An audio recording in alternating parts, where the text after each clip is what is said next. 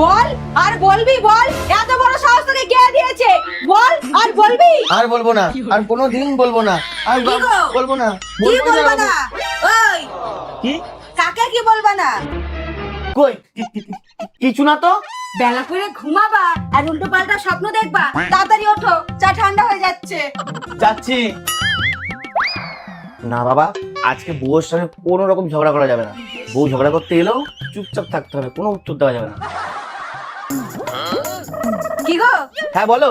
দেখো তো এই শাড়িটা কেমন হয়েছে? আবার টাকার ধ্বংস। মানে দারুণ হয়েছে, তোমাকে পরলে একদম বিধ্বংসী লাগবে। উফ, তাই বলো? আমি তো চিন্তাই ছিলাম আমাকে কেমন লাগবে তাই নিয়ে। তা কত নিল? আমি কিনিনি, মা ভাইকে দিয়ে পাঠিয়েছে। দাঁড়াও, তোমার জন্য একটু চানাচুর নিয়ে আসি। ধুর, শ্বশুর বাড়ির জিনিসের বদনাম করতে পারলাম না, গা গোলাচ্ছে। ভাই, আমার ফেসবুকটা একটু দেখো না। হ্যালো গাইস বন্ধুরা করতে পারছি না। ওইটা ফেসবুক না, ফেসবুক। আগে বলতে শেখো। আচ্ছা, আমার ভুল হয়ে গেছে।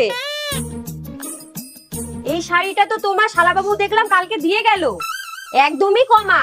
আরে শুধু কমা না, দেখে মনে হচ্ছে পুরনো শাড়ি, আগে কেউ ব্যবহার করেছে। একদম জঘন্য। আসলে আমার বলে দিও না। না না, বাহ বাহ দিদি, শাড়িটা মনে হচ্ছে তোর খুব পছন্দ হয়েছে। আমার তো পছন্দ হয়েছে, কিন্তু তোর বর বলছিল এটা নাকি পুরনো, একদম জঘন্য। তুমি আমার সাথে একবার ঘরে চলো তো। যাও, এবার ভালো করে শিখিয়ে দেবে। আমাকে শেখাতে এসছি।